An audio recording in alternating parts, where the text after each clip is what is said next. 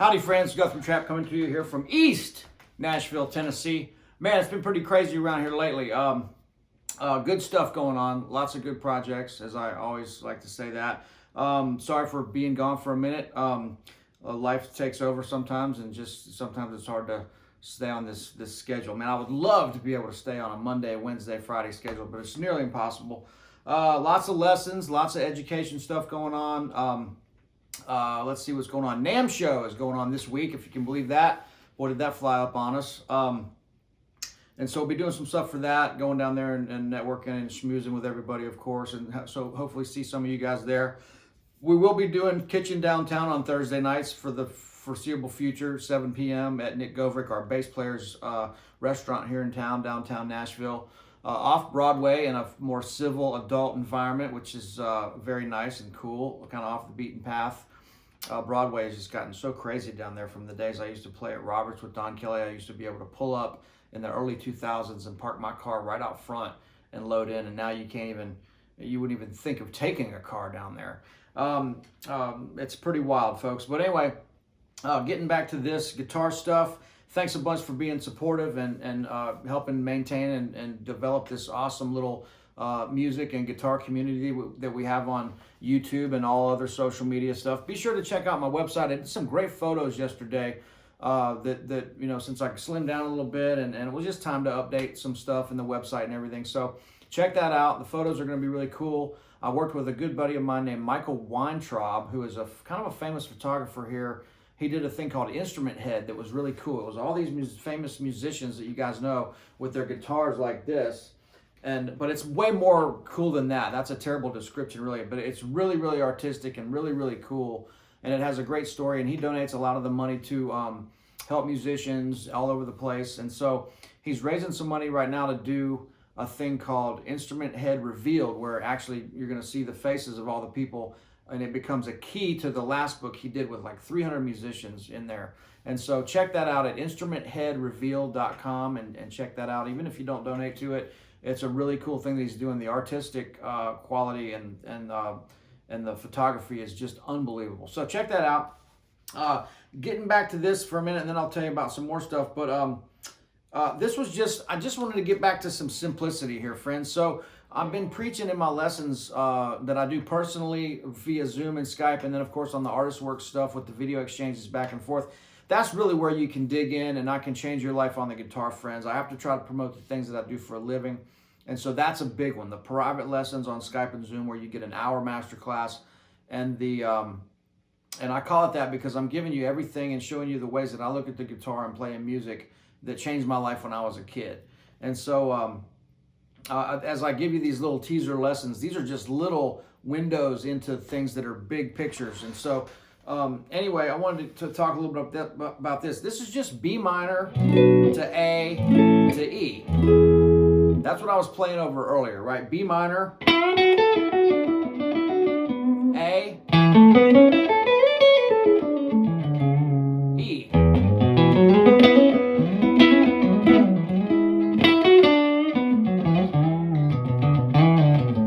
Back to B minor, right? So here's the thing about this that I wanted to talk a little bit about is we're a lot of guys I'm seeing on the lessons are trying to bite off a lot more they can chew. They're trying to solo over these really complex chord progressions and stuff like that. And the fact of the matter is you just got to get back down to learning how to play over some basic stuff like the blues. Learn how to play over the 1 chord to the 4 chord. Learn the relationship between a minor to the 5 dominant, like this kind of feel.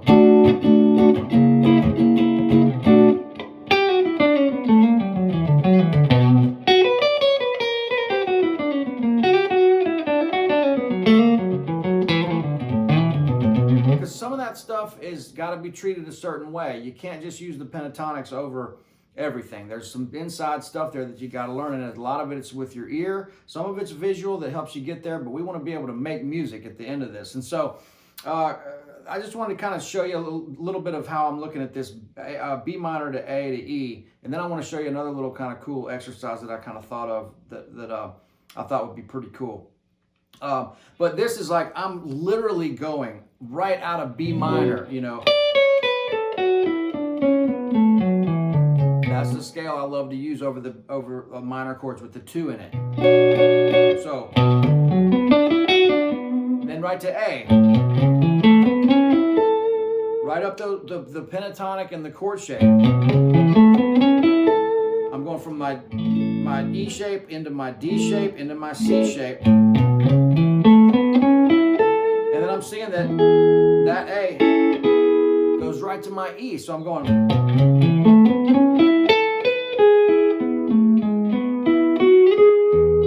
See how I'm ending up on that major third, which really defines that chord. So what you're really wanting to articulate and emphasize is, you know,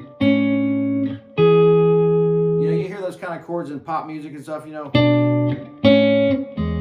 But it's the third that's really defining this. If I went,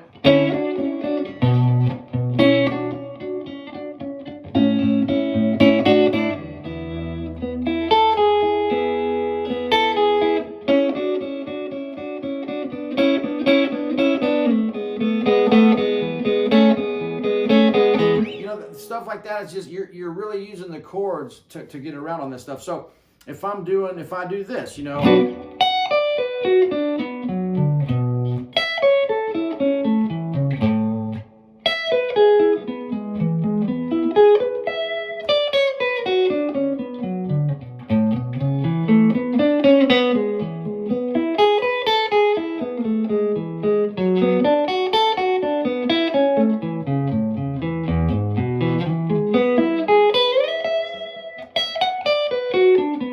Oh, sorry.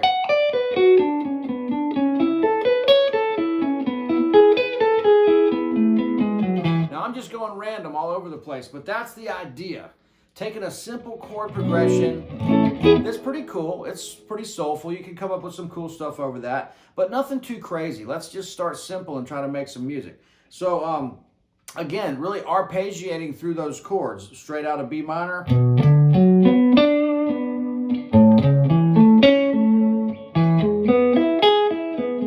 You can hear the chords there. And so it's all about targeting those chord tones. Now let me go to something else. Let me go to like the key of C for a change. Okay, now we're going to C, because I want to get into this pentatonic shape like this. I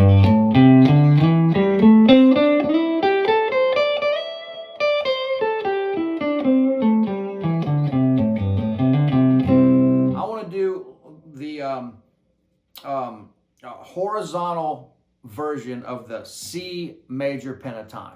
But what I'm going to do is, instead of playing it like an exercise,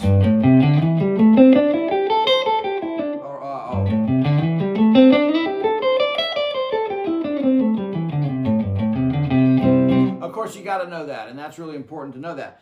But I will say this is what you want to do. And this, to me, I think, let me know what you think of this, but I think this is a pretty cool exercise where I'm stopping on the key chord tones. So if I'm playing in an E chord, a C major chord, I'm going to go get up to the 1. Right, that right there is a little line.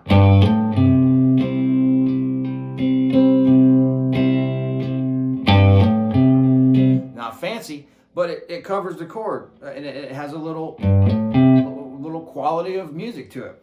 So I'm going to add that to this. I'm going to keep going.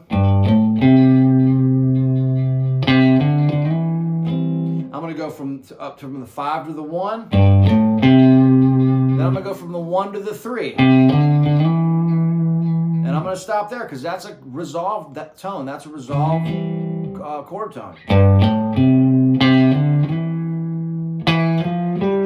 Now I'm going to use a degree of the scale that's outside of the pentatonic. I'm going to use the 4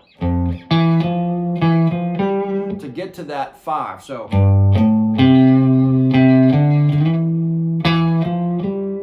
and then again.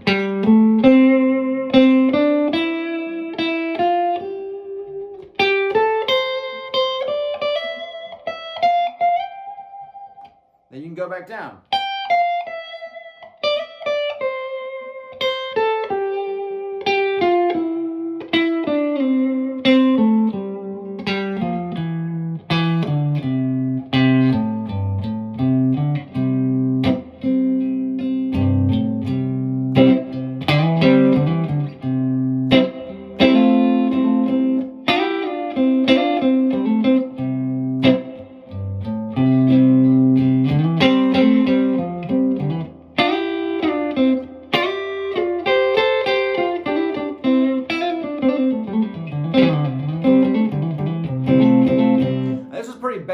stuff as far as just playing through these. Like, you've heard this kind of stuff a million times, but that's where we gotta start there, and we gotta get that good feeling for that kind of stuff.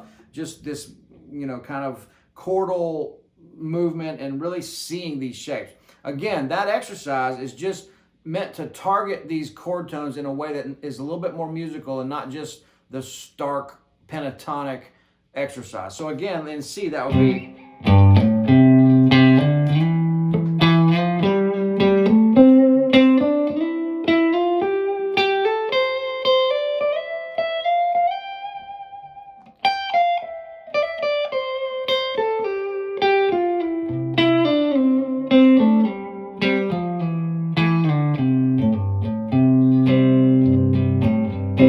Again.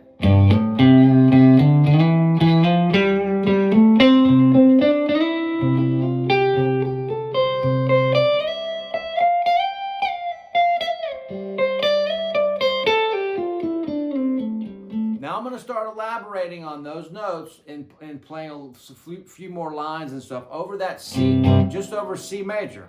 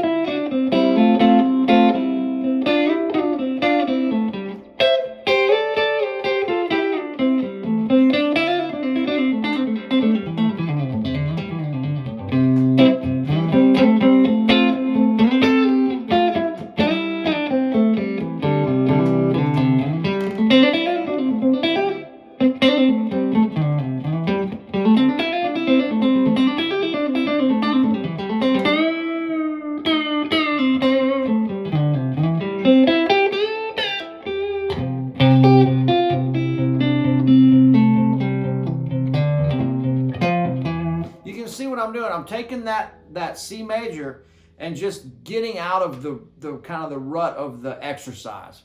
So I'm targeting in that kind of flavor. Instead, you can see what I'm doing. Instead of going,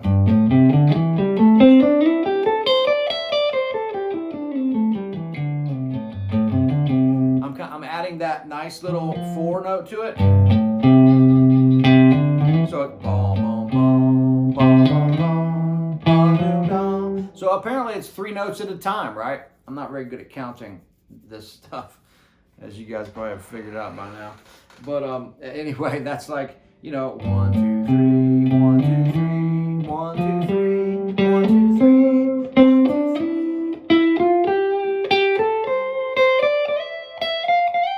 Every one of those is landing on a chord tone.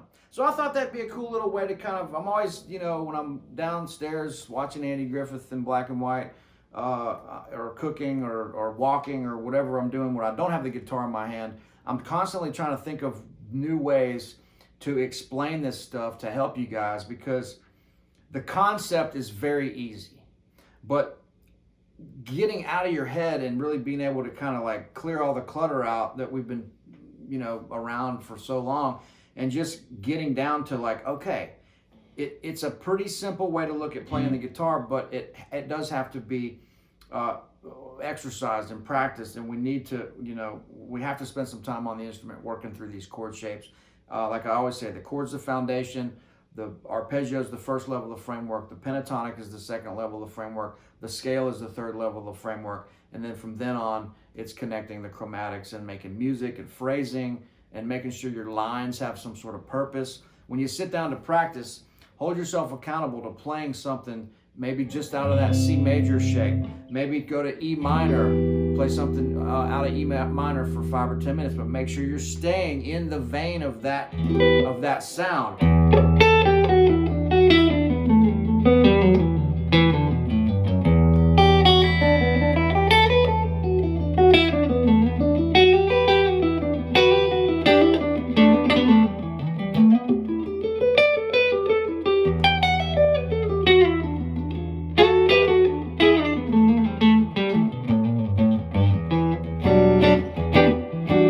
Stay in that vein and that color, and then maybe go to A dominant 7.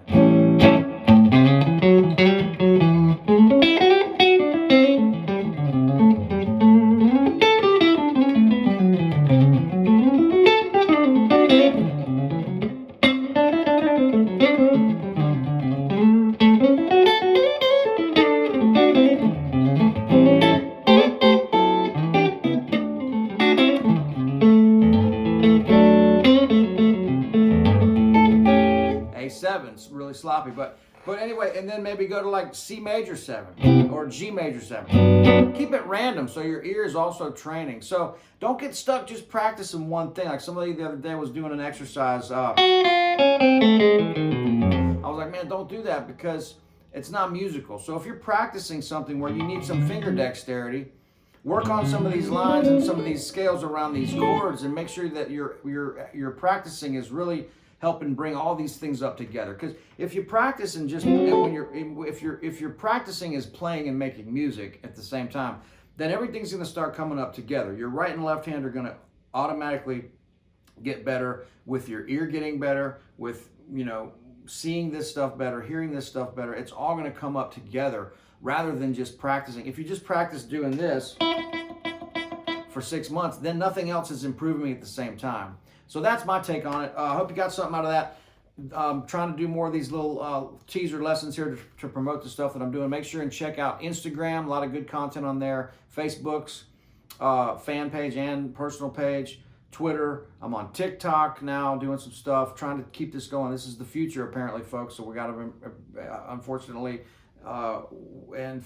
we have to embrace it. And so that's what we're doing. So check out Artist Works. All the links will be below. Check out my private Skype and Zoom lessons if you really want to dig into this stuff and combine basic theory and unlocking the fingerboard combined with the spirit of making music and keeping it alive, a living, breathing thing.